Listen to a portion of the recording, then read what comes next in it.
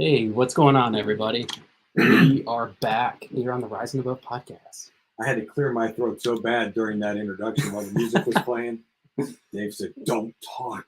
I actually realize now that you actually could have talked because we were muted. Oh, were we? We were. I was like, boy, why is it that you have to?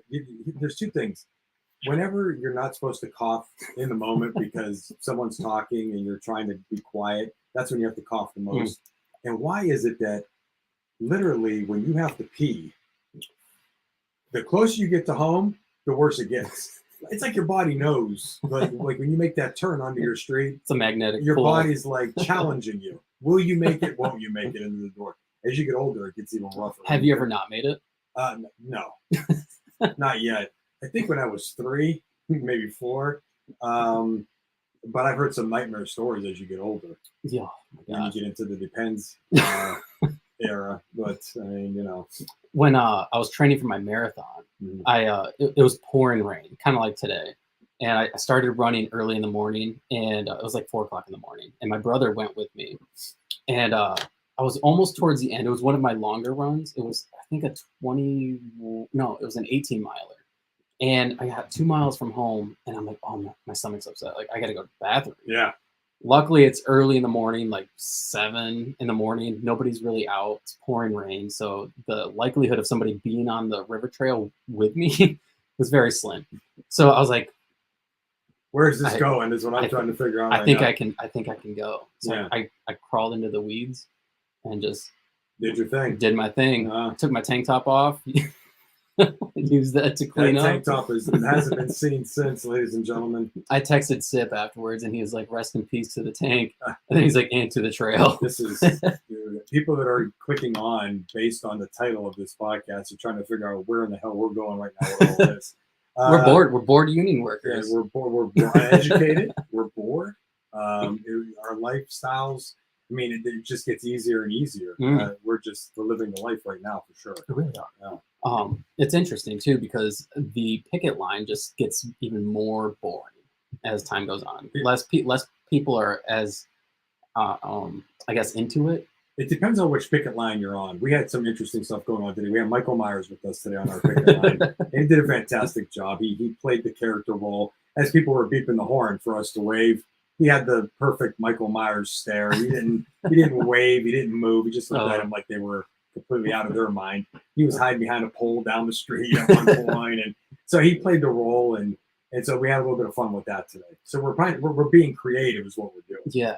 My picket site, everybody's Michael Myers all the time, all the time, 24/7. Yeah, there's an actual art to picketing, but that art form always took place when you were in the entrance of the facility that you work at, where you peacefully walk in front of vehicles. You don't pound on the hoods of the car. You don't jump on the roof of the car. You don't beat the car with your sign, but you peacefully picket and you continue to do whatever your chant's going to be, whatever you're fighting for. You may use, whatever end tiers now, better wages, better pay for more work, whatever you're doing, and you just simply do that chant as you hold your sign and walk past the car there and back.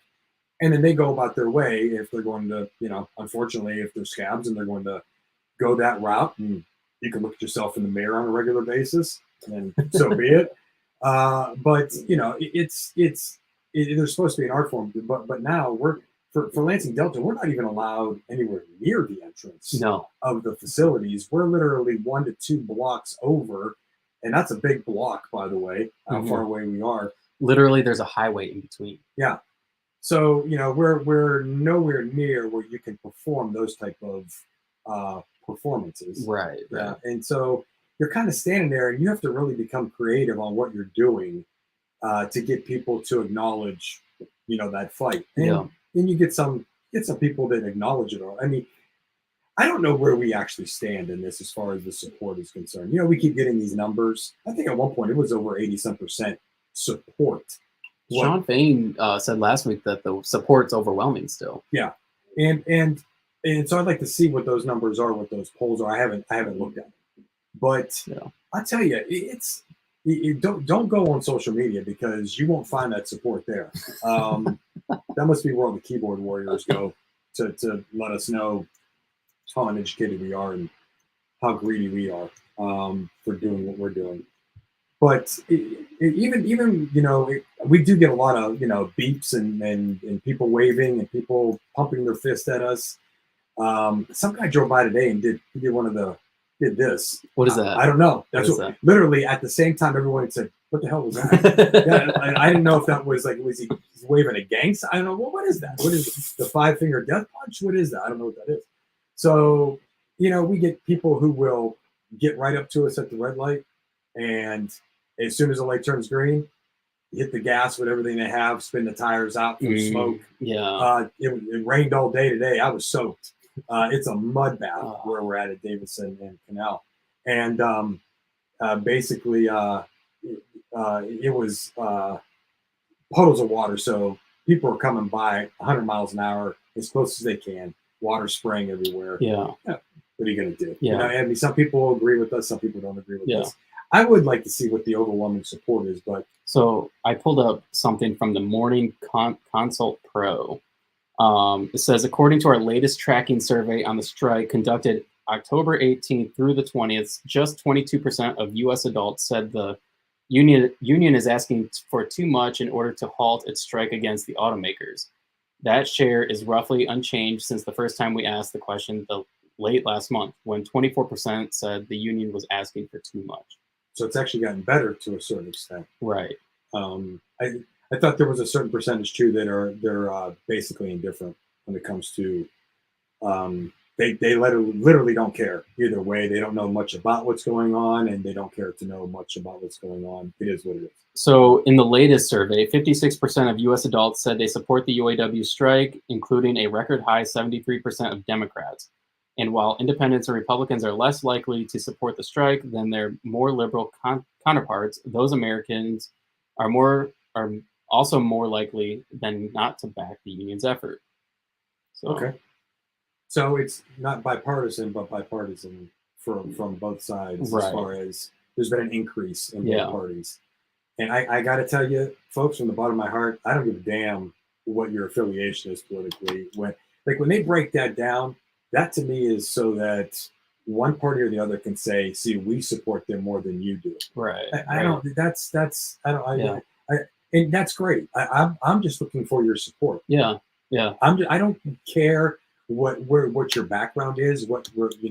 If you have a different religion preference, if you're tall, if you're short, if you're heavy set, if you have long hair, if you have no hair, I don't care about your political affiliation. And it's amazing how we use statistics sometimes just to rev people up a little bit. Mm-hmm. Yeah. And so it doesn't matter to me whether it would have been the Republicans at 56%, the Democrats, independent, it don't matter. Yeah. Either you support us or you don't. I don't care what your economic background is. I don't care about that. So, and what I mean by that is not that I don't care for the poor and destitute. I'm saying that I don't need a description. Right. Why do we always need a description? Why do we have to know if you're Hispanic, if you're black, if you're white, or we're doing polls like this? Because you need a team. Yeah. You need to know what team you're on. Well, I thought, are we Americans or are we not Americans? See, that's that divide in this country. Everything's divided like that. Right. Though. And that's what I mean. We get divided, and it's stuff like this that divides us. And then I guarantee you, when you see that, you start scrolling through those comments and watch everybody argue with everybody about the political part of it, rather than what this is all about. Yeah, absolutely. It's amazing. Yeah, it really is. It's amazing. I sent you a message when I was on the picket line today. We had 2 guys show up today. Oh man, I cannot remember. Alex, and I believe the other young man's name was Merrick. They're from France. They flew here. Okay, they flew here as part of the Yellow Vest movement. Have you heard about this Yellow Vest movement over in Europe right now? It started in France. I have not, no. And I don't, so I just today's the first day I learned about it, and I didn't get enough research into really talk too much about it. But they flew from France. I think one of them is a teacher, one of them is in finance. Both of them unionized. Unions are way more prominent in Europe than they are in America. Really? Yes. Something I didn't know. And so they flew here, and they're going from one picket site to another, not just Lansing area, and all 3 corporations, I believe. I didn't get a chance to really talk to them. I could overhear them while we were standing there, me and my buddy Paul and Mike Myers, and we're, you know, I could hear them talking, and they were explaining, you know, what they were doing there. Their sole purpose was to come here to let us know that Europe is backing us, and that they are truly, they're engulfed in what's going on. I mean, they are focused on what's going on over here, and don't back down, because what we're doing matters for the world, not just for America, and that we have their 100% support. I thought that was crazy. That is crazy. Yeah, I mean, and the Yellow Vest movement, all I know about it, all right, some people out there, you guys may have been following this for a while now, but all I know about it is basically, I think it was 2018 when France now, what is it, the president of France, or is it the Prime Minister of France? I'm not sure. I'm not going to lie to you. I'm not sure. I'm uneducated. I'm an auto lawyer. And so basically, some type of tax reform that they were going to go through, and where they were going to hike fuel taxes through the roof, and whatever this reform was going to be. And basically, middle class France went absolutely off the rocker and started these yellow vests. Yellow vests have to be worn by every motorist. They have to have them in their car for protection purposes if their car breaks down. Oh. So they started the yellow vest movement. Basically, they took that yellow vest and they turned it into their own movement now, where they were protesting against these. They have a president. Yeah. So the president, and I don't remember his name. Emmanuel Macron. Okay. Yes. Yeah.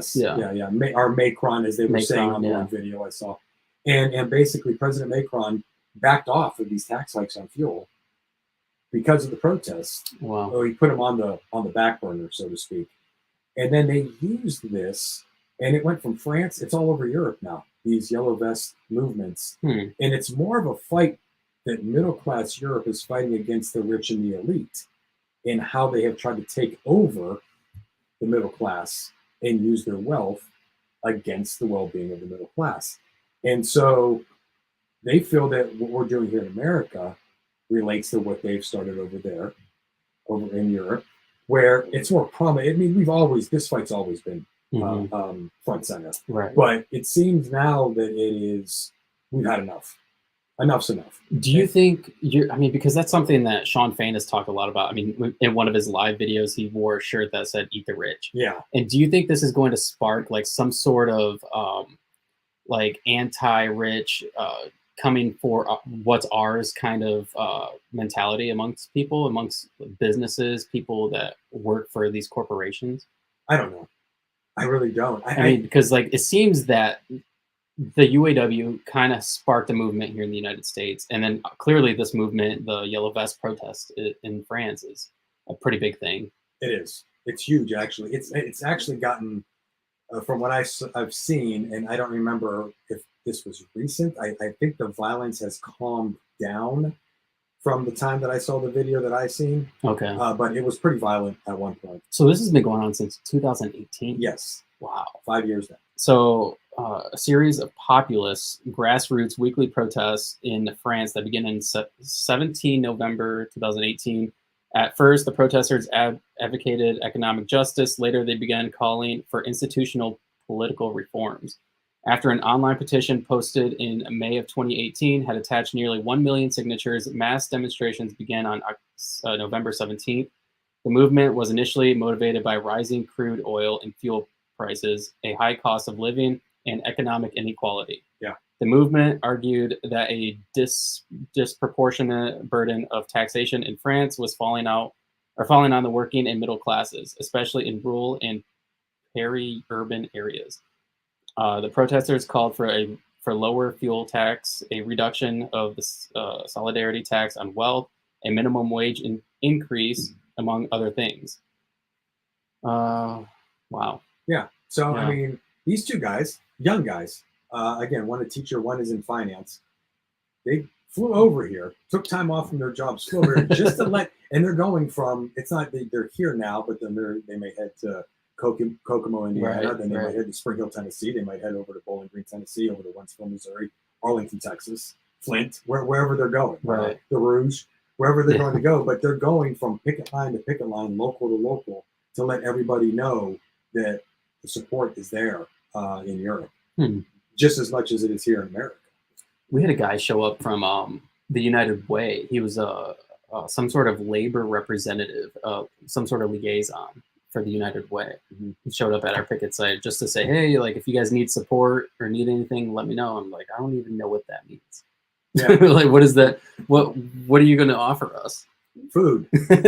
Food. We didn't get anything today. No snacks. No snacks. I mean, we had some leftover donuts and snacks became there's and this isn't, folks, this isn't the norm, but we always have that one person in our group that wants to know what's going on with the snacks.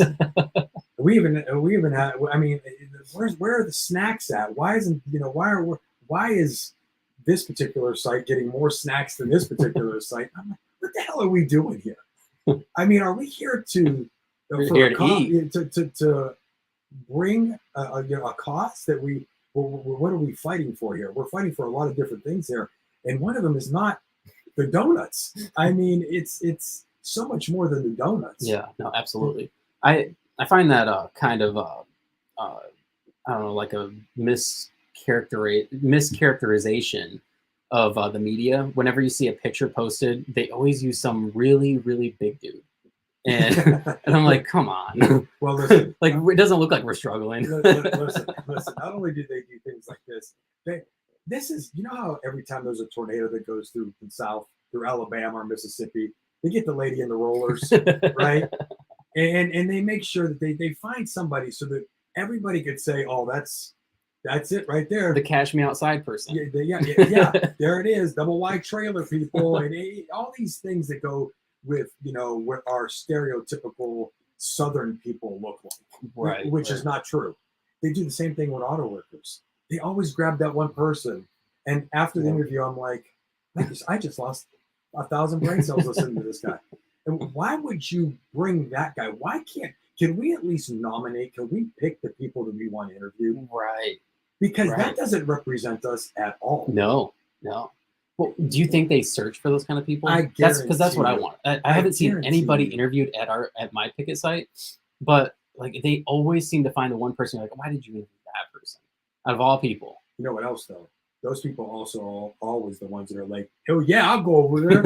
I'm gonna go over there and talk to that guy, and then automatically. And folks, I know. I just imitated what we look at as a Southern hillbilly, as everybody. That's not what I'm doing. I'm doing what everyone stereotypes as someone who doesn't have any type of educated background, where they can't. Right. Yeah, that's automatically what everyone does. It's a joke. It's a joke. I know we can't. We have to be careful here today. You could have just said it and walked away from it. Yeah, what's that? You could have just said that and walked away. You didn't have to explain it. Yeah. Well, no, you have to explain yourself. You don't have to. Yeah. You have to explain yourself in today's society. No. Yeah, have to. No, so you get these people who literally, they're always the ones that want to jump up because their whole mentality is, we're tired of this shit, we're going to take it. And it's like, that's not, no, just stop. Yeah. If they're asking you a question and you want to talk about what our problem is with wages in the two-tier system and what our problem is with, healthcare benefits, I don't have a problem with. No, we have the best. Besides the fact that those of us who were hired up in 2008 do not have healthcare in retirement from the company, which I know a lot of you people out there, like, we don't have it either. And that's why we're fighting. I mean, it's not just about the United Auto Workers. It's about middle-class America and what we once had and what was taken away from us. The rich just keep getting richer and the middle class just keeps getting poorer. Do you know what, when a CEO retires, what do they get in their package, their retirement packages? I don't know what a CEO gets. I'd be interested to know. Yeah. I don't know what it is in terms of stock options and whatever. That's interesting. That's an interesting question to ask. I know they make well, you know what? A CEO, as our CEO has said, is their pay is based on performance. And now performance can mean a million different things. What does the board of directors of that particular company, what do shareholders, your top shareholders, your stakeholders, what do they view as an elite performance?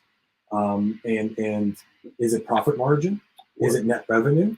Is it profit at the end of the year? Is it someone who can continuously get profit margin to the point where dividends are paid out on a regular basis, where you can either invest them or take a check, take a payout?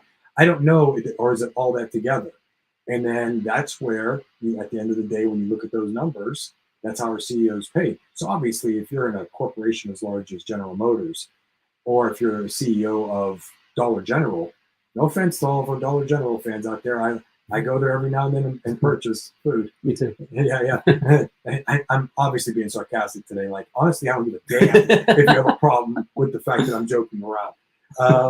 But it's going to be different, right? Because you're talking about two different industries. Right. So this CEO might, $800,000 to 1.1 million. Dollar Generals are getting huge. They're huge. They're everywhere. I mean, they're everywhere. Yeah. They're everywhere. I guarantee you, their net revenue in terms of sales is higher than, if you take a Dollar General. This is another thing, and this is what people keep comparing General Motors and Ford and Stellantis.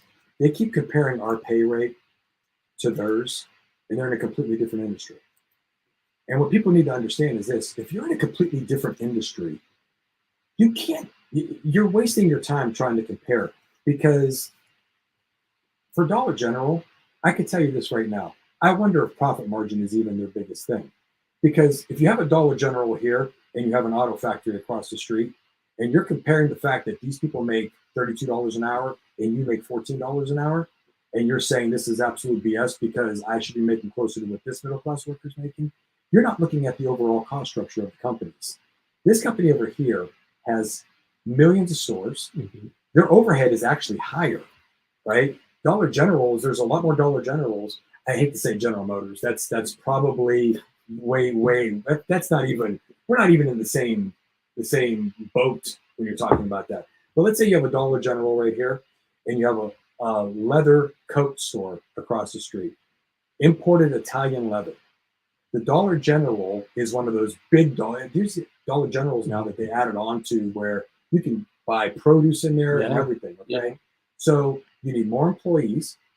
Your store is bigger, right? Your infrastructure is bigger. Your cost, your overhead is going to be higher than this small store over here that sells imported Italian leather jackets. You need 15 employees over here. You need 2 people over here, right? Yeah. This building is a lot bigger. This building is a lot smaller. So your overhead over here is actually higher than the overhead over here. But in terms of profit margin, this over here, the Italian leather store, is probably making a lot more money in terms of profit margin. Right. Where overall net revenue, they are probably making more money over here in terms of net revenue than the Italian leather, because you're selling so much more over here and you have so many more customers. Right. Your target market over here is very specific. Right. And you may only sell 4 or 5 jackets a day at $8,000 to $10,000 a jacket. Right. Okay? So people have to understand, when you're looking at cost structure here and profit margin, net revenue, if you do anything or any studying of business, you can't compare your wages in terms of what you're making over here as opposed to what you're making over here if it's not even in the same industry. Right. And I think that's where everybody completely loses their mind. That auto worker's making $32 an hour. They don't deserve $32. You don't understand our cost structure. You don't understand how our business works. You also don't understand that the average vehicle costs $60,000 or $40,000 to $60,000, and our high end is pretty much close to 6 figures, if not. Yeah. So you have to understand, we're not selling loaves of bread, And yes, we do have 47,000 employees. If we only had 20,000 employees, maybe we'd be making more. But I don't know about that, because at one point, GM, I could speak for, had 160,000 employees in North America. Now we're at 47, and I'm making $3 an hour more 13, 14, 15, 16 years later. I mean, it's ridiculous. It's ridiculous. So to touch on Dollar General, they made Dollar General a net income for 12 months ending July 31st, 2023 was $2.169 billion, a 6.33% decline year over year. That 216 point net revenue, correct? It just says, net income. Net income. That's not profit. That's before. That's well before you pay out your labor costs and all your bills and all your expenses, for sure. Think about this. General Motors makes anywhere between 10 and 13 billion a year in profit. Yeah. So look at Dollar General makes more money a year than General Motors does. They have what? I don't know how many stores from sea to shining sea. Their sales. I mean, think about this. How many people are buying? Well, I mean, it's amazing though.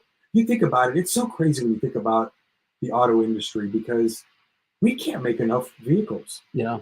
What was our field supply when we walked out the door? 19 days? Yeah. Folks, that means that when we stop production, if we stop it for 19 days, we're out of cars. Yeah. And that's definitely not a number that we like. We like that field supply to be a little bit higher. Right. For you never know what's going to happen. Yeah. Part shortages. COVID. I mean, anything can go now. Yeah. Anything can happen now where they shut down for a few days. So I also wanted to read this article real quick because I pulled up the retirement package for Rick Wagner. Rick Wagner was the CEO before Maribel. Right. Yeah. So in 2009, when he retired, he got a $20 million retirement package. Let's see here. Oh, actually, he was 2 before Mary. Was he? Okay. Mary Barr didn't come until 2015, if I'm not mistaken. I think, and I might be wrong. This is interesting. I think Mr. Rick Wagner, I think in 2009 he was asked to take the package. Yes. Probably, I would assume so. It says under Wagner's leadership, GM lost tens of billions of dollars, took billions in taxpayer financial aid, and cut tens of thousands of jobs, including announced plans to cut 47,000 employees by the end of 2009. Wagner was one of the 3 auto industry CEOs who inflamed congressional ear by flying to Washington in a private jet to ask for taxpayers to bail out their business. They returned a month later in hybrid cars. Remember I told you that on the last show? Yeah, Anybody who watched the last show, I'll never forget that. Did you say they returned in hybrid cars? I said they drove the next time. Oh, hybrid cars. That is hilarious. Yeah. Does GM even make a hybrid? I don't even do we make a hybrid? I don't know. I'm assuming we do. Do we? Yeah. See, this is how disconnected I am to what our EVs are now. We make the Bolt. Yeah, right. But that's done after this year. We're not making the Bolt anymore. Yeah. The Volt, hybrid wise, I would assume we do. I've literally never looked that up ever, because I don't. Although as I said before, I would be interested in a hybrid. Right now, there's a lot of GM workers that are saying, yes, we make hybrid, and they have a whole list of them. And there's 3 people watching right now. So if you know this, my mom's probably on right now, so she's probably looking that up. So why GM's new Chevy Corvette is a hybrid and not an electric car. Oh, well, there you have it, the brand new Corvette. It also costs $104,000. And listen, I'm not going to lie to you. You have to. That is one badass looking ride. It is really cool. I mean, there's no other way to put it. So they have an Impala hybrid, a Malibu hybrid, a Bolt, the Silverado 1500 hybrid, and a Tahoe hybrid. Yeah. I mean, I was pretty sure we had hybrids, but literally, I didn't know which ones they were. But there's no mid-size SUVs or smaller SUVs that are hybrid, which is interesting. Is I don't know. It's interesting. Why? Why? Because like Toyota, they have almost all their SUVs they offer it in a hybrid. Are they ahead of the game then? I would say they're attacking a market that GM doesn't have. Yeah. Like GM they don't provide to that market of people. I have a hybrid SUV. Yeah. It's not a GM. No. Listen, back in the day, before I even started, the stories I heard, okay, I'm not saying I condone these things. I'm saying that this is how it was when it came to the loyalty to the company you work for. If you pulled into a General Motors parking lot in 1982, 1978, whatever, 1975, you pulled into a General Motors parking lot with anything but General Motors, don't be surprised if your car is not upside down when you came out of work. Don't be surprised if that's the situation. Then it better be an American-made car, all right, as we got into the 2000s, and we relaxed a little bit, and everyone took a breath. If you had an American car, but I remember this at Lordstown. I think it was the first 4 rows was only GM, and the American cars, Ford. It was Chrysler then, right? Stellantis, and you could park. Now, I could pretty much tell you that in our LBT parking lot, from the front row all the way back, you could pretty much find anything. Yeah, anything. No, You really could find a Toyota, you could find Honda, you could find Teslas, you could find anything. Yep. You could find anything, a Kia. You could find Kias all over the place.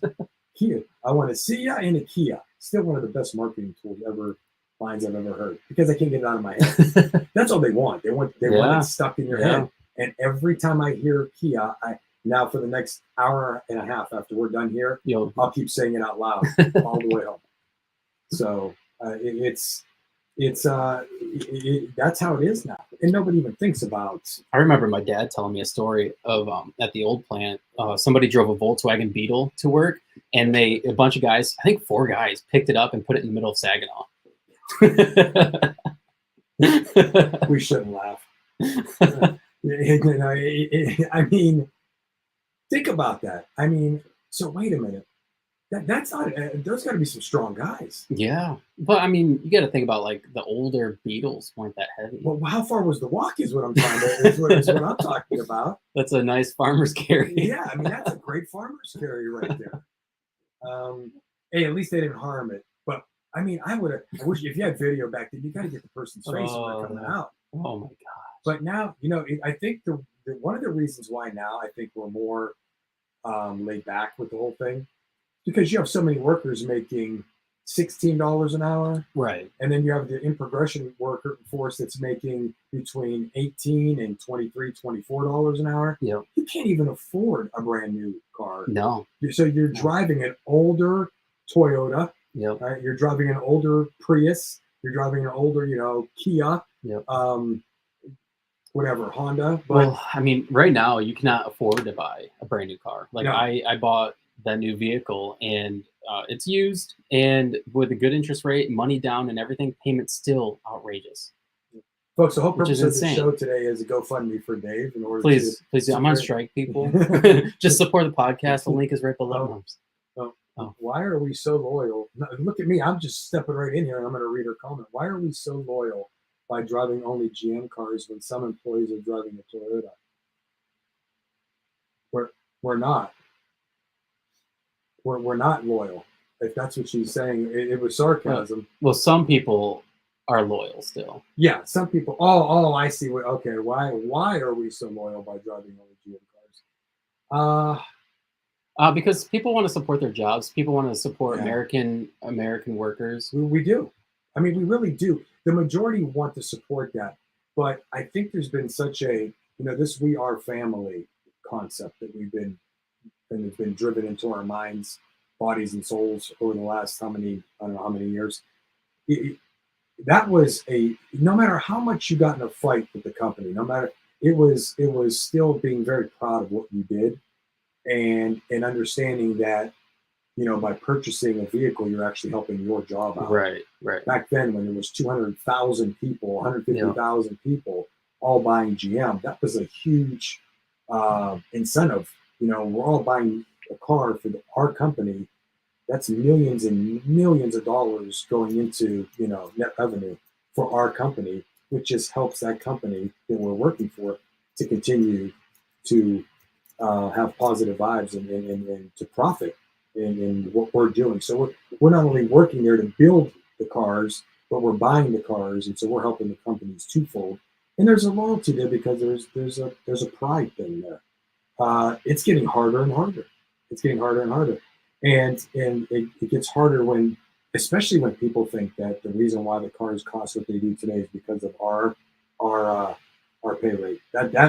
That right there, folks, I said this the last 2 shows, is the biggest bunch of BS I've ever heard in my entire life. Pick a different reason, because what we make as a whole is basically 8 to 12% of the overall cost structure in terms of overhead that the company has towards the value of the car. Our pay rate has gone up 3% in the last 16 years. The price of the car, the MSRP, has gone up 35+%. where in the world are you coming up with labor costs is the problem. It's not. It's not. Now, healthcare has increased, right? And we have a great healthcare package while we're working at GM. I don't know anybody, I would hate to see somebody argue that if they ever interviewed them on TV, for sure. There was an interview with somebody from GM, like a spokesperson, and I'm trying to find it, but they were asked why, or how do you feel about your employees not being able to afford your vehicles? And they said that our employees are not our demographic. And so when you have that kind of disconnect amongst the employer and the employees to where they don't even care if we buy their vehicles anymore. Right. I mean, clearly they don't, because the incentives to buy them for us have diminished greatly. And I mean, we still get a discount on them, but they're not as good. Like I remember when I was a kid, my dad bought a brand new truck and he got like $10,000 off the truck or something. And like, I can't remember everything that went along with it, but yeah, he got a good deal on it. And now it's like, I mean, you get a discount on it, but when a vehicle costs $70,000 and you get $5,000 off, I mean, that doesn't make an impact on anything. No. And here's the thing. It was 18% off the sticker, 12% off the options. Wow. That's what it used to be. Wow. The Tahoe I talked about in the last show that went for $26,800, the sticker price was $35,000. So I almost got $10,000 off the Tahoe. And your family, there was that discount for your family too. Yeah. And then you had your friends. Well, now family and friends discount is the same. Yeah. And pretty much everybody. It's a couple $1,000s, right, here or there, which, and you're allowed to give them out to everybody. Right. I think you get so many a month. I think it might be one, I thought it was maybe a year. 2. It was like a couple of years, like 3 or something. No, every month you can give out really? A prospect. They call it a prospect now. This person is a prospect. And then you get a discount for them. And I think it's 1 or 2 a month. And then once you hit that quota for the year, you start over again. But it's impossible. Now, I love that. I love that comment that we're not their demographic. And we've talked about this before. I think one of the reasons we're not their demographic is because we're not 200,000 people anymore, for one. Because we were part of their demographic back then because you had so many employees. Right. Now there's only 47,000 of us. Yeah. And I can guarantee you that if they have their way, it's going to be 35,000 by the time I retire. Right. Yeah. And 20,000. All right. It's going to be you, Forrest, who's not here, Cipriano, who's not here. They're supposed to be. It's going to be you 3 building the whole car. Yeah. And it's absolutely absurd. Okay. And that's why we're not their demographic. But again, but for every GM employee that they have, there's at least one person per employee that is probably more than likely willing to buy a vehicle who, we've only ever owned a GM vehicle. Yeah. And that's my parents. Right. Saying that. Right. Exactly. So there's those people out there that are willing to support their kids, their brother, or whoever. Yeah. And so that's their demographic. At least it should be. Well, what irritates me about that again is this disconnect to the middle class and this disconnect to understanding what. And folks, listen. I think the problem is when we say anything about what their pay rate is or what they earn, the majority of some of us have a problem with it, and that has to stop. I don't care how much money our CEO makes. No, it doesn't bother me. It doesn't bother me. That person has an amazing amount of stress on their shoulders that I don't want. All right, it's way beyond my pay scale, and I'm not interested in that. That's not my passion. Yeah. But that person also has to understand. I hate when people think that's our main objective is we want them to make what we make. Right. No, that's not it at all. But my biggest problem is the disconnect and that misunderstanding or not understanding middle class America. Mm-hmm. And again, Simon Sinek, who's a great inspirational speaker, he said this before when he did a motivational speech to a group of business people. Who is your customer? And everybody was talking about the people that they sell their services to. And I said this I think last week or the week before. Yeah. Sell their services to, sell their products to. And he said, you're wrong. Your customer, first and foremost, is your employee. Yep. They have to be on the same page with you because they're producing your services and your products to give to that second tier, which is your customer. Right. Without them, you're nothing. And it's amazing to me how they act like it when they talk. They're good, right? These people, when they get in front of MSNBC, CNBC, Fox News, whatever, the Today Show, the Tonight Show, or whatever show they're on, okay? Every time they get in front and you watch these people, these top executives talk, they're smooth, right? They're as cool as the other side of the building. They could sit there and their communication skills are way up here. Well, and they're just kind of beating around the question too. Right. They don't really Big answer. time. They don't answer the question. They answer it, and then they'll ask the host or whatever will ask again, and then they'll say, well, again, this is what I'm trying to say. Yeah, and that's what they do. That's what they do. And There's talking points, no, for sure. For sure. And when they talk, they talk about it's Sean Fain they attack, and he's brainwashing our family. Right. We are their family. They love us. Yeah. They hold us here in their heart. Sean Fain is the bad guy, right? Sean Fain, ladies and gentlemen, has gone to them with our demands, the people's demands. So that's the disconnect. They don't. How many times do we have to explain to you? He's not there giving you Sean Fain's demands. He's giving you our demands. Yeah. He's our so what the spokesperson. hell are you talking about? He's our representative. Yeah. Yeah. And so what are you, explain to me what you're talking about, because you truly go to bed at night thinking that we're just all on board with you and you're trying to save us from this compound. It's like Waco, Texas. Sean Fain is holding us hostage like David Koresh, and we're in this compound, right? And he's got, remember the people that thought they were all going to die in new tennis shoes with, I can't even remember what that was, that cult. And they were all going to die at the same time and go to heaven right at the same time. And this one guy who had them believing that's Sean Fain. and our beloved executives are the SWAT team that are trying to get in to save all of us from this horrible demise that we're going through. And that's what they sell to middle class America. Yeah. And that's why middle class America sits there and goes, oh, these poor people don't realize how, they're actually cared about, but this guy is brainwashing them and feeding them a bunch of garbage. Well, and that he kind of talked a little bit about that in the was it the last live or when he called Texas out? I know he shows up at any time now. Yeah, he's got a whole new strategy. He had mentioned how they are always saying, well, this is a historical contract. This is a historical contract, but yet they always keep adding stuff, even though it was a quote unquote historical contract. There's still more to give.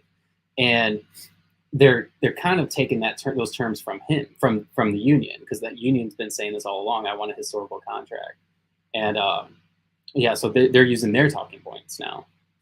That's exactly what they're doing. This whole historical thing, okay, like you said, and I do remember Sean saying that. Yeah, I do remember President Fain. President Fain. The Fain train. Father Fain. The Fain train. The Fain train. You gotta be careful with that too, though, because there's people. I don't know if you've seen those people. There's been people like on the union pages, talk like he's the Lord and Savior of the union. No, let's back up, folks. I think for a lot of those people, they got to slow down a little bit. He is a breath of fresh air from a standpoint that we haven't seen somebody negotiate this hard for us and be this transparent. What do you think this means for the union? Because the union owns stock into the company, and with him playing hardball, how do you think that's going to influence things? Well, you're not. I mean, as far as the union's concerned, do you lose money now because profits may not be? So let's say on average they're making 13 to 15 billion a year, and now they're only going to make, and I mean, this is going to be horrible for them, 10 to 11 billion dollars a year. Okay, 9 to 10 billion dollars a year. How they're going to make it? I mean, but they have goals. And so I'm being sarcastic, but at the same time, I'm trying to be understanding that maybe they do need that much money reinvested in order to be number one, in order to outdo Elon Musk and outdo Ford and outdo Stellantis and outdo Kia and win the race, okay, to the top of the EV ladder. Maybe this is the amount of money that they need, and this is the way when they set up their cost structure, when they look at their profit margins and they're figuring out their expenses, right, their overhead, this is the amount of money they need on a regular basis. It's kind of like a playbook, when we're looking at the income statements. And so let's say now they're going to lose that kind of money. Well, then the union loses money too, because we are invested in their stock. And if the stock price goes down, you're not making as much money on however many shares you have invested. Right. I mean, this is why I want to know why the hell we ever got in bed with them in the first place. Because it kind of does put a stranglehold. Do I know what to do here? When did that happen? Do you remember? 2008. 2008. 2008, 2009. Do you think that was some sort of backdoor deal? What? Well, that was part of the deal, the new structure to get out of bankruptcy. The union to take over. We took over VEBA. That we took over, the union pays the health care costs for its retirees from that point on. Oh, okay. GM does not pay any health care for retirees. Wow. They saved millions. Okay. And it's actually worked out really well. The union has done a good job of managing that fund. Right. And that fund is prosperous right now in terms of healthcare retirement for the retirees hired before 2008. Right. So it's easier to manage because you're not worried about anybody who's going to retire, quote unquote, after 2008. Right. And so, but less money does less money go into VEBA when I don't know how that is related to the stock. Right. So I think what the UAW is really looking at is growing bigger by showing what they can do now. I think Sean's idea is to show everybody who's non-union that this is the way to go when you want to fight for what you believe in and what you deserve.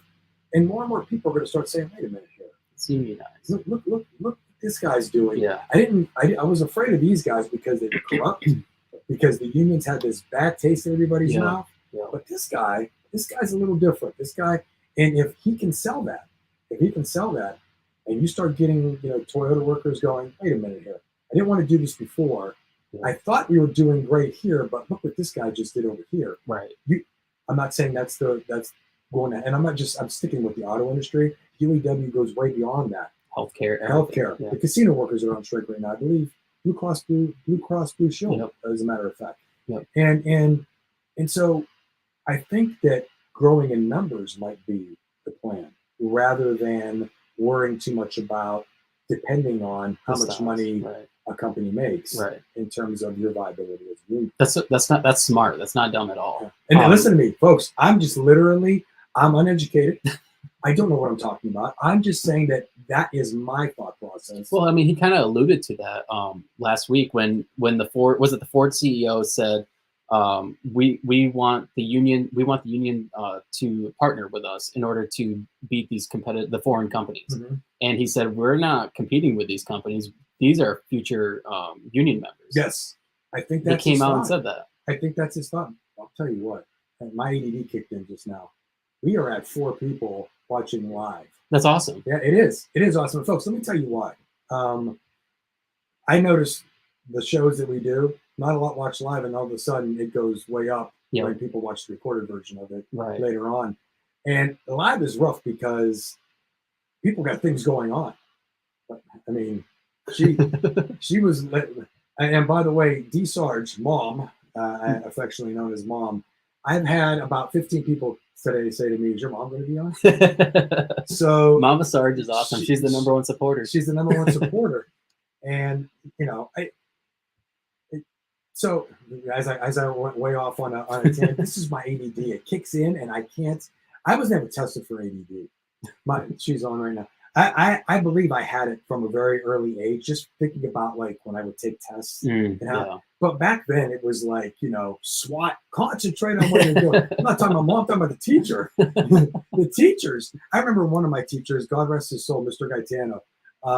Love him. Graduated with his youngest son, Anthony, Chip Gaetano. And one time I wasn't paying attention in class, just ADD kicking in. I'm just in deep thought. He threw an eraser at my head. Hit me right in the head. Chocolate flying everywhere. I never went to Was it one of those erasers with a chalk thing on the other side? Oh, yeah. Yeah. Chocolate flying. I had this eraser print on my forehead. And the whole class laughed. I wasn't dejected. I think I cried a little bit and laughed at the same time. Generation X, we were built a little bit differently. Can't do that today. No, you cannot do that today. You can't do that. You just can't. And so, that's just an ADD story for you, because I saw that 4 up there and completely forgot about what I was talking about. I hope I made my point. I lost what you were talking about too. Yeah. So we do know that it would be a lot easier today if we had two other people here. Right? Absolutely. Yeah. And you put them in the promo and everything. And they better not be watching. Those two, that better not be them watching. It probably is. It's probably Forrest and Sip. Yeah. Just coming up with poor excuses. And then Mama Sarge. Yeah. Yeah. No, Cipriano was going to a Michigan State game today. Michigan State game. I think it might have been hockey or something. Yeah, maybe hockey. Yeah. Maybe hockey. Which I guess they're doing really well. Well, Michigan State usually is good at hockey. Yeah. Your hockey. I believe they're undefeated. Yeah, your colleges in hockey that you can usually see playing or vying for a national championship. Michigan State, Minnesota, University of Boston. Those are Michigan's also pretty good at hockey, if I'm not mistaken. Those are the schools you normally see vying for a national championship in terms of college hockey. So he skipped on the list for Michigan State hockey. So he agreed to do the podcast, and he agreed last night, and then confirmed it this morning, and then he texted me like 2 hours before the podcast. He was like, "Hey, bro, I got invited to go to an MSU game. I think I'm going to take my friend up on that offer." And I was like, "All right." Oh, so you got it for free. Yeah. Mama Sarge said, "You have never had ADD." By the way, you were talking about Sean Fane. Oh, okay. See, she keeps us on point. Father Fane. We were talking about Father Fane. Yeah, she keeps us on point. Yes, I did have ADD. It wasn't relevant back then. It really wasn't back then. There was a lot of things, like autism wasn't really looked at. They were just considered different. Right. You know what I mean? Did you see? Because I feel like now autism is so prevalent. Was that a big thing back then? Was it as noticeable? I think about kids that I went to school with. Yeah. And I think about, wow, I definitely now think that was Asperger's or autism. Yeah. At some form, at some level of the spectrum. Yeah. And it was just never. They just stayed right in the same class with you. Yeah. And it's definitely having. So my soon-to-be 11-year-old. Jordan is autistic. He's on the spectrum. High functioning. Definitely shows when in certain points in conversation, he doesn't stay on point. He will go off into when he's got a conversation going and he's done with the conversation, he will go into a different conversation that you were having 2 days ago and continue on, right? And so, but I'm going to tell you, with the IEP that he has, which is almost nothing now. Used to be like everything was with this IEP. Wow. Now they've dummied it down to very little that he does with this IEP, straight A's. Wow. I mean, and reading comprehension he's still working on, becoming quite the little athlete, finishing his first 5K. I've seen that. Yeah, that's awesome. That was emotional. If you hear me screaming in the video, I'm hoarse from screaming as he's running in. There was a lot of people at this thing, and he was beyond elated when he crossed that finish line. How long did it take him? It took him 45 minutes and 7 seconds. So he had about a 15-minute mile. Wow. His goal for his first one was to do a 5K at age 10 in an hour. Wow. So he got it in 45. That's awesome. 45:07. So his next goal is to get it into the 30s. That's very cool. And December 5th is their next race. The team he's on. Wow. So he's going to run. It's a holiday night race. So he's excited about running in the Christmas. What made him want to get into running? I don't know. Is he watching Cipriano? What's going on? Yeah. Cipriano would be a proud uncle right now. A proud Tio. He'd definitely be proud. Tio Sepp. Definitely. I don't know what got him into doing this. I'll hear him downstairs working out too. Oh, because awesome. when he calls out tell him what Jordan does with the calendar. Okay, yeah, and I'll bring that up in a second. She's got talking points for us. She has talking points for us. And there's people, the people are watching they're like, they're excited that she has talking points for us. So basically, he'll be downstairs, and I know he's working out because when you count out reps, you're doing it in your head while you're working out. No, Jordan yells. That's awesome. The whole time, 1, 2, and I'm just like, what's going on down there? And I'll sneak and I'll look around the corner, and he's push-ups or he's got a body weight bar, like a 12-pound bar. Yeah, he's doing curls. That's awesome. And then he has a little course outside that he runs. It's just right on our street, and he uses the driveways. The neighbors don't care. He uses the driveways and he runs. That's cool. He has no idea how far he's running, but he runs. That's really cool. Yeah, so he's doing a good job there. I don't know if it's something that when he sees me working out, But the running part of it, they started a run team for the 4th, 5th, and 6th grade, I think, Okay. at his school. Yeah. And I think as soon as he sees something new, signs up. Sign me up for this. Yeah. That's awesome. Yeah. So that's cool. It is cool. You should show him David Goggins. Well, I have to carry the boats. I would have to. I'd have to delete a few of the things David Goggins says. But hey, David Goggins is one hell of a motivator for sure. He really his is. Story, his background. Yeah, I mean, you're 300 pounds and then you lose all that weight. And I mean, you would never know it looking at him. No, you would never know looking at it for sure. I don't think. No. Tell him what Jordan does with the calendar. Grandma wants me to tell this story. I'm not kidding you. So if you look at Jordan and you say to him, Jordan, what day does November 8th, 2024 land on? He'll look up and go, that's going to be a Thursday. It's on a Thursday. How does he know that? Jordan, what is January 3rd, 2022? That's an easy one. He always throws that in there. That's going to be a Sunday. And he's right 99% of the time. 99% of the time, he's right. Jordan, what date does Christmas fall on in 2026? Oh, that's easy. That's going to be a... Wait, don't talk. Didn't tell you. Don't talk. Saturday. Yesterday. He does speech therapy on Mondays. So I told the speech therapist about this. So she said, I can't remember the date she gave. So forgive me if I get the wrong date. I think she said October 8th, 2026. And he said Monday. And she said, no, that's going to be a Sunday. And he goes, no, you forgot about leap year. Oh my God. She looked at me and she was like, bye. Yeah, I mean, like, it's. How does he know? Does he study calendars? I know there's a method to his madness. And I do think, I know that, like when we talked to clinical psychologist Dr. Nicole Ventella, who's been on our podcast quite a bit of times. Yeah. She says it's what we call, I believe it's called hyperfocus. Okay. Yeah. And this is his hyperfocus. So does he study it? How does he get focused on it? I don't know. Like, it's bizarre to watch. So if I don't have an exact understanding of autism, I know that there are different levels of the spectrum. And it varies. Yeah, it varies. Yeah. If you have, Bill Gates is autistic. Yeah. Right. Elon Musk, he has to be. Yeah. And so Dustin Hoffman's character in Rain Man, which to me still is one of the most incredible roles I've ever seen an actor play. Yeah. I mean, just incredible. So that's a different end of the spectrum. Yeah. He could remember the telephone book and how many toothpicks fell on the ground. Right. This is just Jordan's hyper focus. And Jordan's not that. He's more of a Bill Gates kind of kid. Yeah. A little bit beyond that, but not much more. He's already, we're at, my older son is in STEM, okay, which is the program you're in that you actually get 2 years of college under your belt before you actually get there. So we're in STEM. We're at the parent-teachers conference. And my older son is getting up and he has to give a presentation on his grades, what he needs to improve on, where he wants to be at this point in time. They make the kid talk to the teachers and the parents in this program. Jordan's sitting there. When he's done, Jordan looks at the one program director and he said, starts asking her questions about the program. Wants to know more about, do I have to know this in this program? What do I have to know about this? And she says, you have a lot of questions. He said, well, I'm coming here. Like, he's hell-bent on being in STEM. So it's just amazing to watch.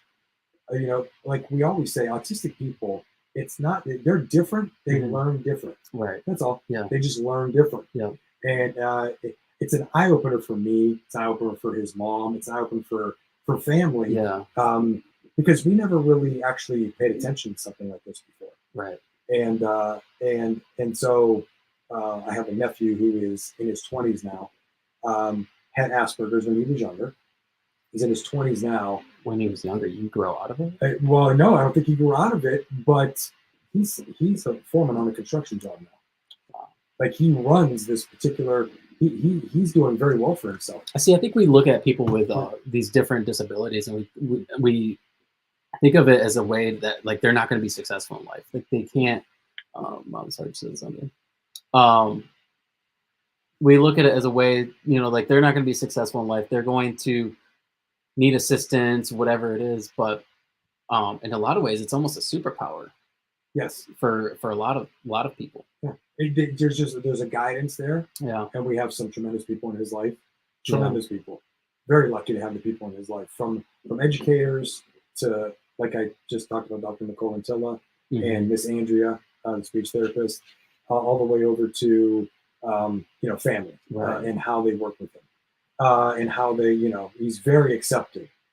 He's got this nice group of friends that he's got two buddies that are two of the.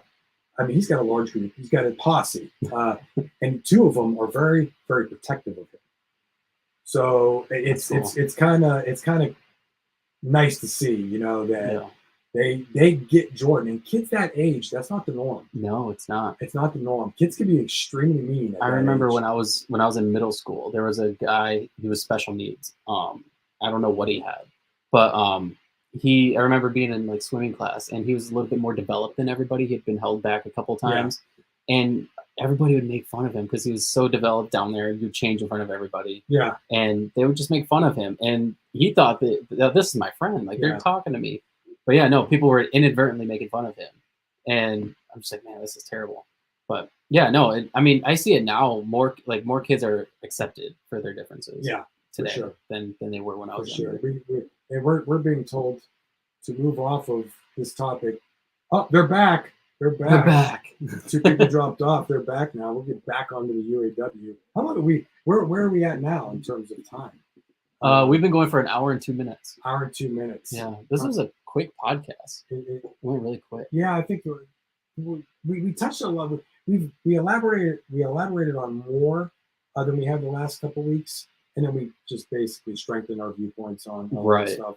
But I mean, not a lot has been said about the negotiation process and what's been negotiated, what they've agreed on. Which, did you see something about how GM they originally agreed to the battery plants being under UAW, but then LG said that they haven't even talked to the union yet? See, I haven't read exactly the statements from LG, from Ultimate Cells, or from General Motors. I heard it was taken out of context. It was taken the wrong way when there was this. I haven't read it. I haven't read the statement yet.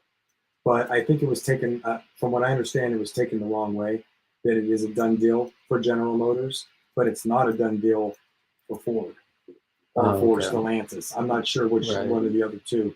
But as far as GM is concerned, the Ultimate Cells and them have come to an agreement where the UAW will be prevalent in the future, whatever you want to call it. I forget what the agreement was. So one day ago, the Detroit News reported Barra says GM offered to put Altium how do you say that? Altium Cells plant under scope of UAW master agreement. General Motors CEO Mary Barra confirmed Tuesday that the automaker made an offer to the United Auto Workers that would put the battery plant under a joint venture under the scope of the master agreement. The automaker has with the union. Barra, it's hard for me to see that far away. Sorry, hold on. Yeah, I know. I actually go to the eye doctor tomorrow. Hopefully we have insurance still. I don't know. Barra made acknowledgement during the third quarter earnings call with the investors a few weeks after the UAW announced that GM had agreed to include its battery plant workers under the master agreement with GM. GM has only one operating battery plant with partner LG Energy Solution. Where's that at? Workers at the Northeast Ohio plant voted to organize with the UAW in December of 2022. While they've received wage increases, they are still waiting for an inaugural contract. GM and LG are planning to operate two battery plants together. A Spring Hill, Tennessee plant will open early next year, followed by another plant in the Lansing area. That's the one on our facility, near our facility. Barra said the battery plant leadership is negotiating with the UAW to have its own agreement, but GM did put an offer on the table that would put Altium Cells under the scope of the master agreement. Right. So it's. She added, "We believed at the time that it would allow for which it would have benchmark economics and also operating flexibility because the battery cell plant is very different than some of the traditional operations. At this point, that offer remains open, but the focus is on the Altium getting their own agreement." Yeah. There's layers to this, and it really does depend on when we sign this contract. It's all contingent upon the signing of a national agreement, right? And then also the labor union is in, the UAW is in the plant that is literally right behind Lordstown, which still absolutely. So here's my question, in a selfish manner. Does this mean that if we sign this, we get to go there? We do I get to go to Lordstown? If there's obviously there's a rec out, okay. Say there's a rec out asking for 115 people. And I fit in that scope, and then 115 in terms of seniority. Do I get to go? And there's other things that go into that too, as far as area hires concerned and all that. But let's say I fit in that 115. Well, obviously, if they're putting a rec out, okay, that means that it must have worked, because you're not going to put a rec out for that particular entity, right? Where you're going to get 150 people from them. It's going to have to come from. I don't think people. Well, I don't know if people in the Lansing Altium cells wants to move to Lordstown, Ohio, or Spring Hill, Tennessee wants to move. I mean, I don't know, but I would assume at that point, if there's that opportunity, then that did come through in the contract where we can go back home. That would be, for me, that would be huge.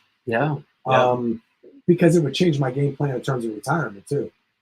I may stay a little bit longer. I'm home. So, and once I get 30 years in, I can at any point in time say, okay, I've had enough with this, or I can wait it out for another contract and maybe gain some more incentive at some point. But I'm home. So, so I can do other things. I can, pursue other avenues, and I'm home. And that will be a big deal. I mean, I think a lot of people they look at the strike like we're striking over pay. It's not just pay; it's also for the job security aspect. Because when we talked about it before with all these plant closures and how it decimates communities, how it ruins families and people like yourself. I mean, it just happened to work out for you, but I mean, how many people did it not work out for? It works out for the people that make it work out. But there's some factors in there too. You have to think through. I have a notebook still at my house back home where when literally the day they announced, Gerald Johnson, the gentleman who sits next to our CEO, and when they talk to I think, and he's the president maybe, or the vice president, I think, of North American operations. So the moment he walked off that stage and out that door, I went over and opened up this red notebook and started writing down pros and cons. What do I do here, right? And I followed right through it. What are the pros? What are the cons? Do I just walk away? And obviously, as we got more information, which, boy, you want to talk about pulling teeth. Until this day, think about this. Until this day, we do not get the information we need to make a sound decision. So I'm making a decision based on the best I can, based on the information I'm given. And when I tell you, if we were, I love using this analogy. I've used the SWAT analogy on how many times now. If we were a SWAT team and we had to go in on a raid based on the information we're given by GM, we would be in a lot of trouble. Right? We'd be all dead in a minute. It's amazing the amount of information we're not given to make sound decisions. And so I'm trying to make the best decision. So you start looking at and mapping out the different areas. How close will I be to home? And at the end of the day, am I going or am I not? Am I just walking away? And so a lot of people got way too emotional on the decision. Like I'm out of here. I can't wait. And they took off for Bowling Green. And they took off for Arlington, Texas. Now, if they took off in that direction because they wanted to go there, and hey, this is an opportunity, that's one thing. But if you made that decision based on emotions and I got to hurry up, and then you might have put yourself in a situation where, for me, that would have been a disaster. We almost went to Bowling Green, me and my roommate, and we were looking at different aspects of it, from college, going for our masters, and things of that nature. To it's 7.5, 8 hours. I never would be home the way I'm home now. So I'm able to go back and forth. And the drive, I keep telling people, like 4 hours back and forth. I'm telling you, maybe it's just my mindset. The drive is probably the best part. It's my chance to listen to podcasts and the radio and talk on the phone and talk to people about different things I'm doing. Putting the other avenues that I'm taking outside of General Motors. Well, we all know you're not good at texting and driving. No, I don't do that. No. Well, there's been a few times where you've done the speak to talk. Well, so my radio, my car, I can talk to you, but Siri takes on whatever. Siri just does whatever she wants to do. You sent me some messages, and you're like, then you send a follow-up message. You're like, I don't even know how that came about. Well, she plays it back, right? And I'm like, I didn't say that. I mean, like, how do you turn that message into what you're saying that I said? Right. And so, it's always interesting to do talk to text while you're driving because you can't sit there and look at your phone. Right. But you could if you're looking. I mean, that's a death sentence. Yeah. Me. Yeah. But so I don't do that. But it's pretty awesome to have that drive. If you're somebody who hates driving, yeah, you're gonna be in a lot of trouble. Mm-hmm. A lot of trouble. Yeah. But I mean, so I have it better than other people, and that's the way I look at it. There's people that work at our plant from Michigan that are driving over an hour every day.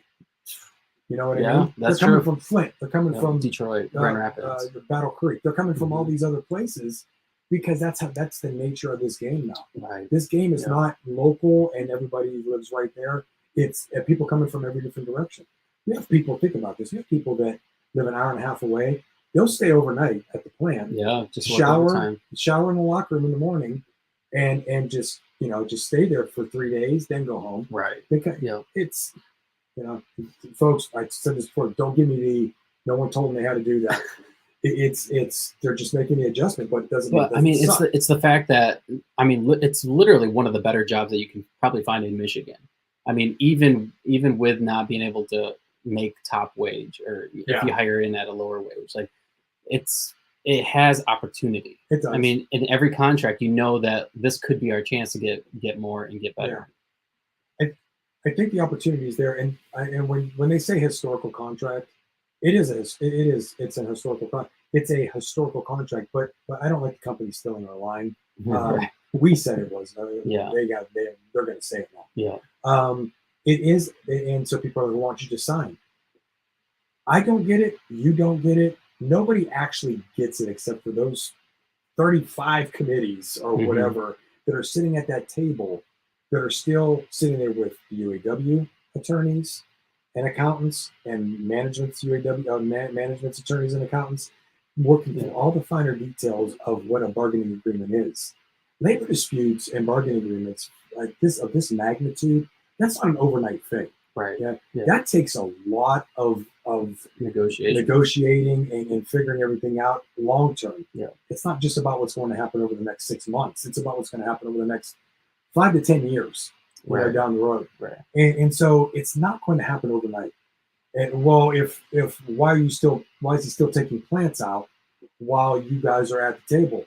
I can guarantee you there's several reasons. Number one, they were supposed to be at the table on a certain day, and that company decided, we're not going to show up today. We're mad at you today. Today we're mad. It's like having a hissy fit, right?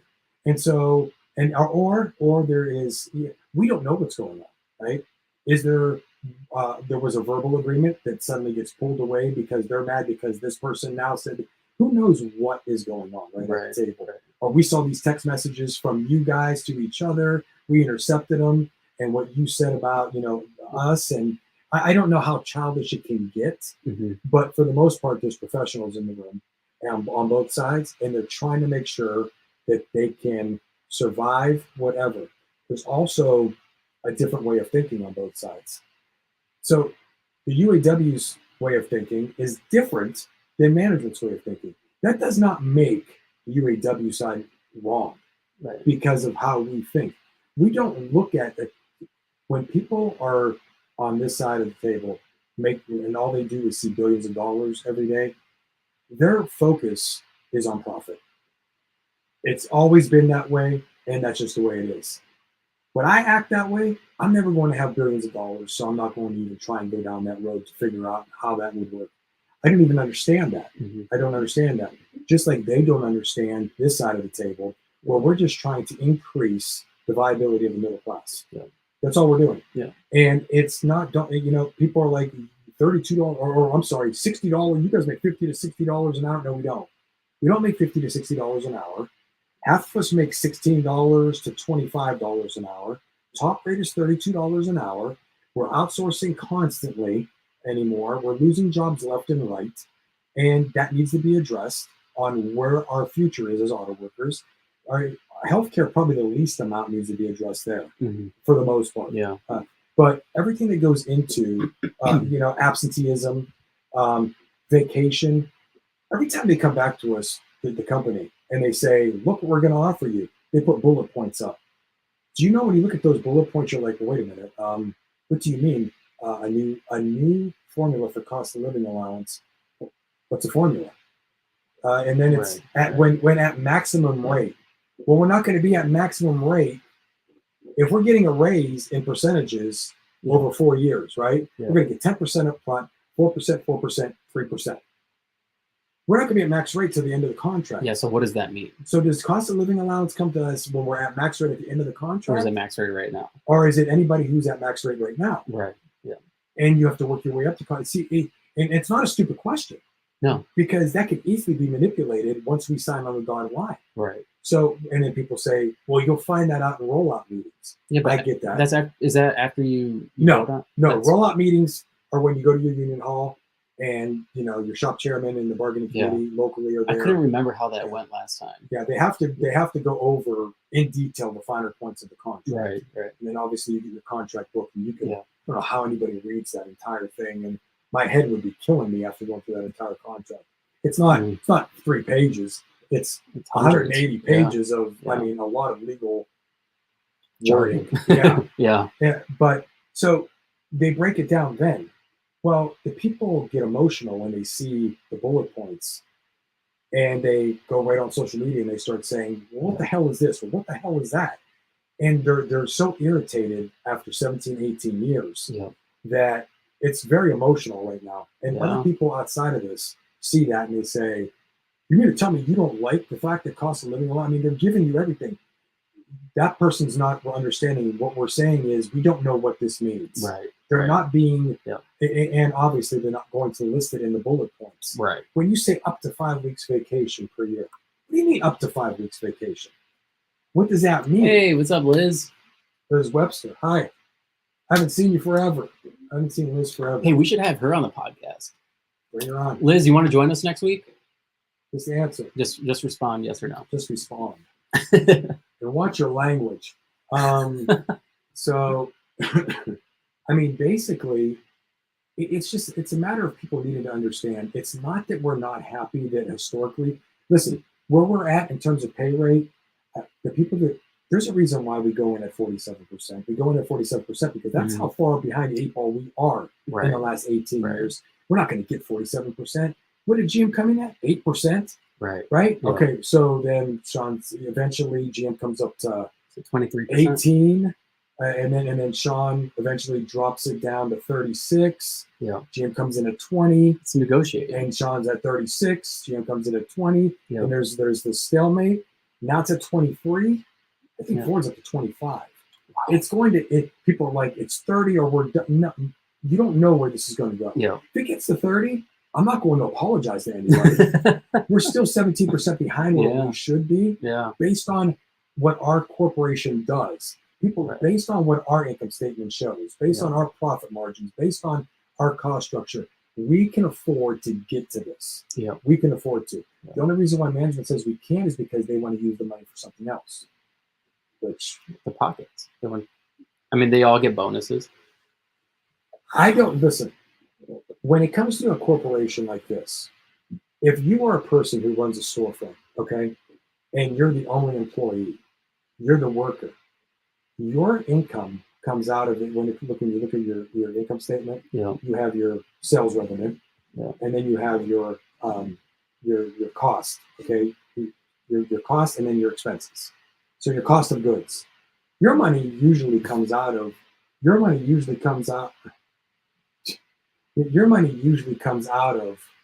basically the cost of goods sold, okay, or out of the expenses. Yeah. It doesn't come out of the profit at the bottom.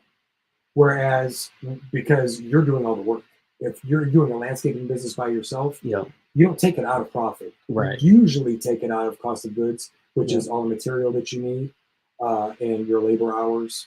Yeah. And then your expenses are everything that goes into the machinery that you need.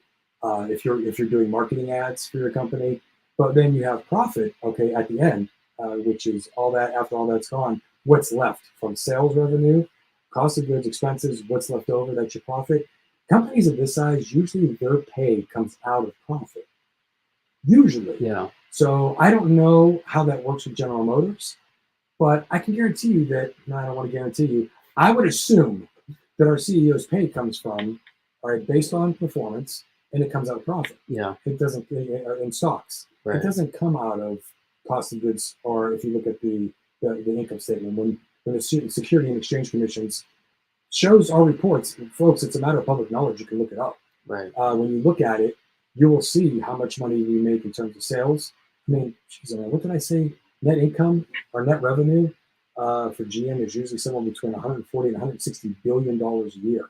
Then you have cost of goods. Then you have expenses, and the expenses for a company of this magnitude are huge. Right. Right. Then you have your profit. Okay, there's a different way to figure out profit and profit margin. Then you have your profit, and we're profiting right now between 10 and 13 billion dollars. This year, we're already in a strike year at almost $10.4 billion. We're $1 billion ahead in profit this year than we were last year. It's not a bad place to be, but quit telling us how we're going to just bankrupt the company and how we're going to completely make it impossible to continue to be viable in such a cutthroat industry when you continue to make more and more money.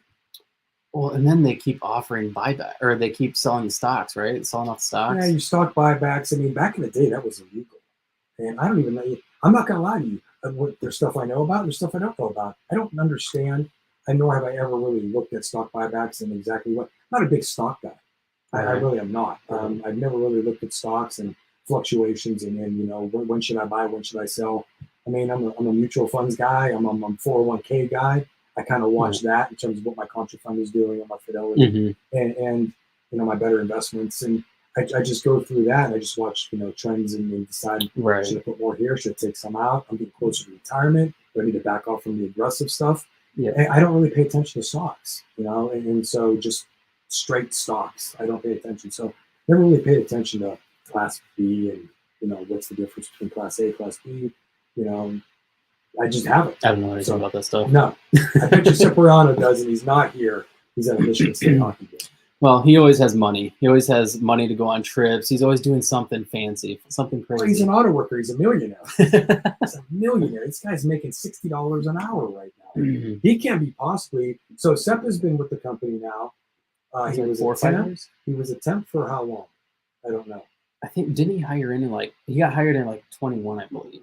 He actually got hired in 21. I remember seeing him when I first got here in 2019. He was a temp, September. So I remember making fun. I saw he wore pink and green socks all the time. I was like, look at pink socks. That was his name to me. Pink socks don't care. I remember thinking to myself, pink and green socks don't care. And then the more I was around him, the more he kind of, what's the word? He kind of stuck on me after. And I'm like, why do I got to like this guy? He rubbed off on you? He rubbed off on me. I'm like, no, I like this guy. Yeah, Sip's a cool guy. Very cool guy. But he's an example of somebody who's in that. He was a temp for how long? Yeah. And now he's in that progression of 8 years to get the top rate. Right. Sorry, folks. No matter what industry you're in, it should never take you 8 years to get the top rate of pay. No, it should not. No. And that was something we gave away in the bankruptcy. Yeah. That we were told we were going to get back. It used to be 3 years. I think we got it now to 4 years. Yeah. People are complaining about that. It needs to go back to 3. 4 years isn't bad. I mean, that's the life of the contract. We literally just took it from 8 years to 4 years. Do you think we would have gotten that with the old regime? No. No. No. Darth Vader and Hitler and all of them would have never got us cut from 8 to 4. You would have saw some ridiculous grow into period after 6 years where you can, if you showed up wearing a certain outfit on Tuesdays, you would get so much seniority attitude. No, I mean, it's ridiculous. The stuff they come up with that literally is just a different way to make sure the company just continues to pocket more and more money. The fact that the union was always on board with that is what absolutely it's what makes it hard for people to believe what's going on right now. Right. Why is this guy doing this? This is weird. What's he doing this for? You have to trust you have to trust the process. We've never seen anything like this before. So far, it is working. He's got them beyond pissed off. Well, they're going to leave the country. They're not leaving the They're country. not gonna leave. They're not leaving. Is anybody going to buy their products if they leave? Well, listen, if they packed up and literally shut everything down, they just got done. And I'm not saying they don't do this. I've seen them invest $1 billion here and there and just shut it down, right? Right. But I can't even imagine. I'd love to talk to somebody who is more well versed in this background. How much money would they lose leaving the United States? They sell 2.5 million vehicles here, sea to shining sea, on a yearly basis. 2.5 million vehicles. Yeah. So now you're going to import them into the country and pay tariffs on what you're importing 2.5 million vehicles. Do you really think people are going to still buy 2.5 million? They're going to be like, buy. Yeah. Buy. Yeah. You might sell 500,000 to maybe 750,000 GM cars a year. Yeah. No doubt in my mind. Nope. Yeah, no, people will start driving Toyotas and Kias and all kinds of. I'm on board. Yeah. You'll see me. I'm going to see ya in a Kia. That's exactly what you'll see me. I mean, no, I can't watch my mouth. I know this. So, I mean, that's where we're at now. And Ford, we didn't get too much information after we were watching off that news clip before we went on. No, they had just mentioned something about how there might be a tentative agreement here within the next possible 24 hours. But these tentative agreements have gotten annoying, and I'm going to tell you why. It's almost, when you look at the tentative agreement and you look at the one from 2 weeks ago, it's like, is that considered a tentative agreement? It's considered what they're offering now. So I guess that's tentative agreement. Wouldn't a tentative agreement be something the union and the company agree on? Well, you would think they can bring to the table. That's true too. Usually, so what they've been doing is, this is the new proposal. Right. The new proposal. Yeah. Yeah, TA would definitely be where they bring the union saying, okay, we can agree with this. We're going to roll this out to see if the membership agrees. And you guys have to vote on it. If you vote no, it's back to the table. If you vote yes, then it's back to work. So do you know how that works? If we're currently on strike and we get a TA, we get a tentative agreement, do we go back to work or do we stay out until it's voted on and I don't approved? remember now, don't forget what I told you last week, I think, or maybe the week before. 2019 was the first time I ever really went on strike. Right. Besides that Wildcat episode in 96 or whatever it was. I literally didn't know myself what I was doing. I had no idea. Yeah. Let alone, I was up here for 10 days before we went on strike with literally people I had no idea who they were. I was like looking around like. It was 10 days? 10 days. Wow. I was up here for 10 days. September 2nd, I got up here. Came to work the next day. Was here for 11 days. Out the door we go. Wow. That's crazy. I was like, oh, wow. And it was second shift, went out the door. And I looked at my roommate and I said, I'm about to go on a picket line and fight with people I don't even know who they are. like not fight with them, but fight with. Together, collectively. Yeah. And that was a learning experience for sure. So I don't know. I don't remember. It was 6 weeks we were out. 8 weeks, I thought. No, not even. I don't think it was 8. Because we were back by Halloween. Okay. Now, here was the thing. I was on vacation literally the day we were supposed to come back. So I literally was on vacation that whole week. So I didn't come up to the rollout. I don't remember who I befriended, who texted me all the information. Okay. So that when I did come up, or I don't remember how I did it, how I was able to vote on it. But I thought you had to vote on that because why would you go back to work? Right. Yeah, that doesn't make any sense. You have to go to you have to have a rollout meeting first. Right. And I'm sure that it's, as soon as possible. Yeah. You have the rollout meeting. Yeah. I remember last time though, it seemed like it took a while. It was like they came out with a tentative agreement and then we had the rollout like the next week or something. Maybe. It was like it was a while because we were all just sitting around waiting. Yeah. And I don't know. Liz is usually well versed in this stuff, but she was a temp back then. She should remember. She has a pretty good memory about that kind of thing. She might remember. So I mean, I don't know. I'm going to assume, and if I was a betting man, I would bet that we go to the rollout. And I'm assuming vote on it. Right. And I'm sure there's different times. They're going to roll because you can't get everybody in the union hall at the same time. Last time they did it at the Lansing Center, they had everybody. Oh, so everybody shows up. Yeah. All right, and then I don't know if I was out of town. I was on vacation. Okay. And I think somebody was texting me everything that was going on. And I don't remember. I remember not really knowing this person. I was on strike duty with them. I said, "Listen, this is my number. I'm going to be out of town. I was scheduled to be on vacation now. Can you send me? Because I didn't know. It was like out of nowhere. Hey, we got an agreement. We're going." we're going back. And I said, I'm not. I'm getting vacation pay for the week. So I don't remember how that worked, because when I came back from vacation, we were working again. Yeah. I went straight to work. And it was like business as usual. Right. Learning how to do jobs I literally just started getting used to, and I felt like I was learning them all over again. And you saw that irritation. Oh, that was funny. irritated. Well, we're an hour and 30 minutes into this. Probably should wrap it up. Yeah, we did it again. We went an hour and 30. But yeah, no, I enjoy doing these. I mean, even though that there's not much to talk about, it's pretty repetitive, the things that we talk about. But I think we add some stuff. We still have things to talk about. Yeah. Yeah. And I don't know, we seem to get more engagement as time goes on. So we do. We doubled our numbers in live. So I think the next thing, what's the next goal? 8.